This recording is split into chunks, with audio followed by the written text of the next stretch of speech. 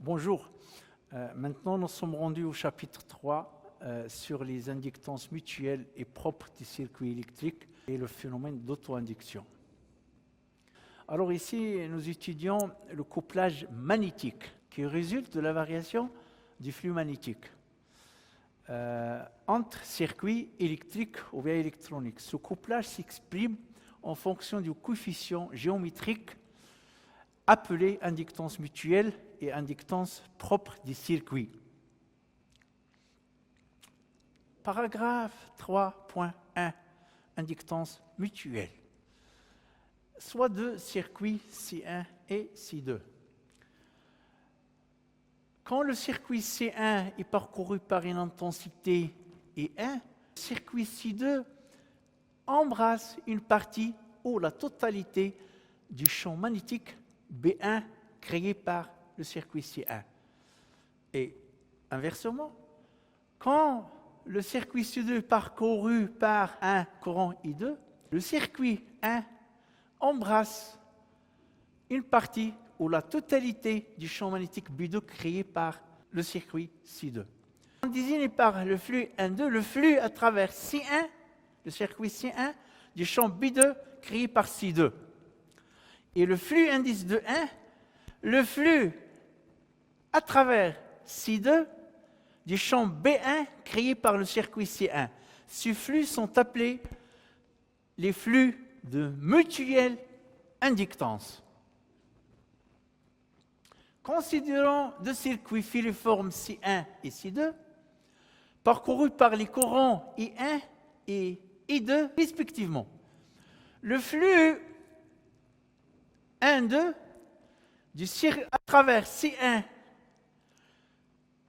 du champ B2 créé par C2 est proportionnel au courant I2 qui circule dans le circuit C2.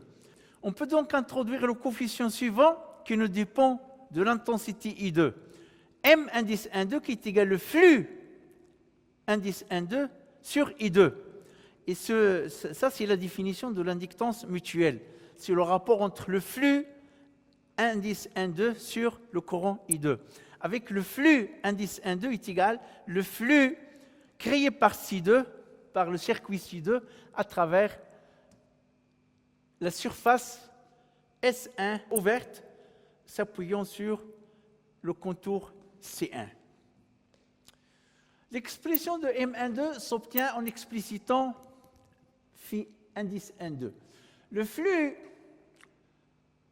créé par le circuit C2 à travers le circuit C1 est égal le flux de B2 à travers la surface S1 ouverte s'appuyant sur le contour C1. Et ça, d'après le théorème de Stokes, c'est égal à la circulation du potentiel vecteur A2 créé par le circuit C2 au niveau du circuit C1. Tenant compte de l'expression du potentiel vecteur que voici, en remplaçant le potentiel vecteur par son expression, on obtient ça ici, le flux créé par C2 à travers le circuit C1 est égal à mu0 sur 4pi, c'est cette quantité, fois la circulation sur le contour C1, fois la circulation sur le contour C2 de cette quantité de dr2 sur R fois dr1. Alors, dr2, ça provient du potentiel vecteur et dr1, ça provient du théorème de Stokes. Fois le courant I2.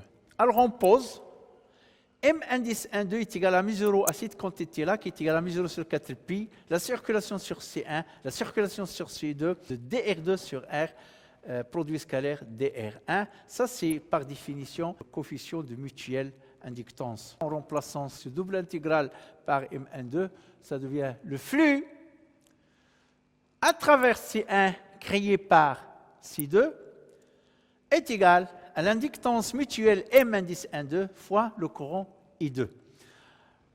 Alors ici, quand R1 se déplace sur le circuit C1, donc on a un élément dL1 du circuit C1. Et ce dL1, c'est exactement égal à dR1. Parce que quand R1 se déplace sur le circuit, dL1 se déplace aussi sur le circuit de la même quantité. C'est pourquoi on écrit ici dR1 est égal à dL1. Et la même chose, dR2 est égal à dL2. Cette fois-ci, on va faire l'inverse. On va étudier le flux magnétique du circuit C1 à travers le circuit C2. Le flux phi indice de 1 à travers C2. Alors j'ai inversé ici phi 1, 2 et ici c'est phi de 1. Le flux phi de 1 à travers C2 du champ B1 créé par le circuit C1 est proportionnel au courant I1. On pose donc le flux indice de 1 est égal à M de 1 fois I1, où le flux de 1 est égal le flux créé par C1 à travers C2. Donc voici C1 à travers C2, qui est égal le flux de la densité de flux magnétique B1 créé par le circuit C1 à travers le circuit C2. Alors, la même chose, donc ce flux de 1, c'est le flux à travers C2 créé par C1 est égal au flux de la densité de flux magnétique créé par C1 à travers la surface S, ici ouverte, s'appuyant sur le contour C2. Donc cette surface-là, C2, c'est une surface quelconque s'appuyant sur le contour C. Et par le théorème de Stokes, on passe à la circulation du potentiel vecteur créé par le circuit C1 au niveau du circuit C2 ici. Et l'expression du potentiel vecteur créé par le circuit C1, d'où l'indice 1 ici, au niveau de R2 ici, est égal à μ0 sur 4π, la circulation sur C1 de I1 dR1 sur R, ou bien dR1 est égal à dL1, soit dR1, soit dL1, parce que quand R1 se déplace d'un élément de R1, c'est exactement égal à un élément dL1. Remplaçant le potentiel vecteur par son expression ici, ce flux-là, ça va nous donner le flux de 1 est égal à μ0 sur 4π, cette quantité, la circulation sur C2 fois la circulation sur C1 de dR1 sur R, dR2 fois I1, le I1 ici. Alors, en posant cette quantité-là est égale à l'inductance mutuelle M indice de 1 qui est égal à μ0 sur 4π, la circulation sur C2, la circulation sur C1, dR1 sur R fois dR2. Alors, cette quantité, on va la remplacer par M de 1. Ça nous donne le flux de 1 est égal à M de 1 fois I1. Ça, c'est une relation importante qui lie le flux à travers le circuit C2 créé par le circuit C1 qui est proportionnel au courant I1 qui circule dans le circuit C1 moyennant le coefficient d'induction mutuelle M indice de 1. Alors on voit dans le premier cas ici, M12 est égal à μ0 sur 4π, la circulation sur C1, la circulation sur C2 de dR2 sur R, dR1. Et pour l'autre cas, quand on étudie le flux du circuit C1 à travers C2, ça nous donne le coefficient de mutuelle inductance de 1 qui est égal à μ0 sur 4π. Circulation sur C2, C1 devient C2, C2 devient C1, dR1 sur R fois dR2. Comme on voit dR2 fois dR1 est égal à dR1 fois dR2 parce que le produit scalaire est commutatif. Par conséquent, on constate que M de 1 est égal à M12. Alors ici, il faut inverser ici. M12 est égal à M. Avec M est égal à cette quantité-là ou à cette quantité-là.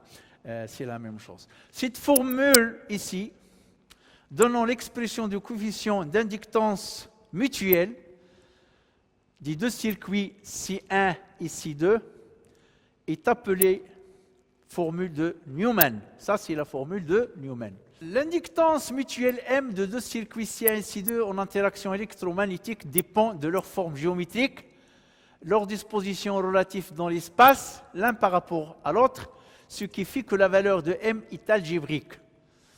Et elle dépend aussi des propriétés magnétiques du milieu où les deux circuits sont plongés. Alors ici, DR1, DR2 dépend, leur sens dépend du sens du courant E1 et E2. Alors on a le sens de E1 dans ce sens et l'autre E2 dans ce sens, ou bien E2 dans l'autre sens et E1 dans ce sens, ou bien E1 dans ce sens et E2 dans ce sens. Donc on a 4 cas. Finalement, selon si E1 est dans le sens inverse, c'est la disposition des circuits dans l'espace comment il est. on peut avoir DR1 fois DR2 négatif ou bien DR1 fois DR2 positif, ce qui fait que l'inductance mutuelle est algébrique. Alors, en ce qui concerne les propriétés magnétiques, c'est mu. Si les deux circuits se trouvent dans l'air, dans le vide, la perméabilité magnétique du vide, c'est mu 0, c'est 4 pi 10 puissance moins 7 Henri par mètre. Mais si les deux circuits se trouvent dans un milieu à l'intérieur d'une céramique ou à l'intérieur d'un milieu matériel de perméabilité mu, on remplace mu 1 des 0 par mu. La valeur de l'inductance mutuelle M s'exprime dans le système international d'unité en Henry, ayant pour symbole le H majuscule. Alors ici, j'ai un exemple, vous pouvez le regarder sur les fichiers PDF, concerne le calcul d'une inductance mutuelle. L'inductance mutuelle des circuits réels. L'approximation des circuits filiformes est en général suffisante pour le calcul des inductances mutuelles entre circuits réels. Cependant, elle est insuffisante pour le calcul des inductances propres. En réalité, les circuits C1 et C2 ne sont pas filiformes. Ils ont une section transversale avec des dimensions bien définies et occupent des volumes V1 et V2 respectivement. C'est pourquoi il est utile d'établir l'expression de l'inductance mutuelle dans le cas de circuits pour lesquels on ne peut pas négliger les dimensions transversales. Soit de circuits C1 et C2, parcourus par des courants volumiques ou bien des densités de courants volumiques J1 et J2, comme le flux du champ créé par C2 à travers C1 n'est pas clairement défini puisque C1 n'est pas un contour unique, plaçons-nous d'abord dans le cas où C1 est filiforme et montrons que le flux du champ magnétique créé par C2 à travers C1 ne dépend pas du caractère filiforme de ce dernier. Alors, ici, on va s'intéresser au flux de C2 à travers C1. Le flux indice 1,2, c'est le flux à travers C1 créé par C2. Et ça est égal à la circulation du potentiel vecteur créé par C2 au niveau du circuit C1. Je remplace A2 par mu0 sur 4 pi, l'intégrale du volume J2 sur R dV2 ici. Et j'obtiens J2, je fais sortir mu0 sur 4 pi dr1 sur R dV2. Comment j'ai fait à ça? J'intègre sur le volume avant de calculer la circulation, ou bien je fais l'inverse. Donc, ça ne change rien dans le calcul. Et j'obtiens ici le flux indice 1,2 est égal à l'intégrale de volume sur la densité de courant J2 fois mu0 sur 4 pi la circulation de DR1 sur R. Et cette quantité-là, c'est A1R. En introduisant le potentiel vecteur A1 créé par C1, le flux 1,2 s'écrit aussi comme le flux indice 1,2 est égal à 1 sur E1. L'intégrale sur le volume de J2, je remplace cette quantité par A1 et j'obtiens cette expression super intéressante. Donc cette expression, c'est l'expression dans laquelle le caractère filiforme de C1 a complètement disparu. On n'a plus l'intégrale sur le fil, sur ça ici, on n'a qu'une intégrale de volume. Si l'on explicite alors A1 en fonction de J1, on obtient l'expression suivante du flux du champ magnétique créé par C2 à travers C1 en fonction des densités de courant.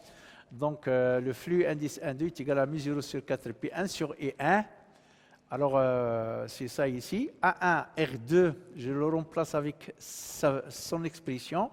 Et j'ai mu0 sur 4 pi 1 sur E1. 1 sur E1 de J2 qui vient de là, qui reste, et J1 ça vient de l'expression de A1 à la position R2. Et donc ça me donne cette quantité ici. Et je vais avoir une intégrale double sur le volume, donc c'est une intégrale sur le volume V2 du circuit 2 et c'est une intégrale sur le volume du circuit C1, dV2, dV1. Comme phi 1,2 dépend linéairement de J2, il est donc proportionnel à I2. On a M1,2 est égal au flux 1,2 divisé par I2, qui est égal à 1 sur I1 et I2. L'intégrale sur le volume du circuit C2, de J2 R2, à 1 R2 dV2. Et ça est égal à mu0 sur 4 pi 1 sur I1 I2, l'intégrale sur le volume du circuit C2. et l'intégrale sur le volume de circuit C1 de J2, J1 sur R divisé de dV1. Alors J2, c'est à une position R2 sur le circuit R2 ici. Et J1, R1, c'est la densité de courant ici, sur le circuit R1. Donc, et les J1, c'est montré par le vecteur position R1. Ça, c'est la forme en fonction des densités de courant. Et donc, j'obtiens l'inductance mutuelle pour les circuits volumiques en fonction de la densité de courant volumique et le potentiel vecteur, ou bien en fonction des densités de courant J2, J1 qui circulent dans les circuits C2 et C1 respectivement. Donc, retenons que l'inductance mutuelle est égale à 1 sur I1, I2, l'intégrale de volume de la densité de courant volumique du circuit C2 fois le potentiel vecteur du circuit C1 dV2.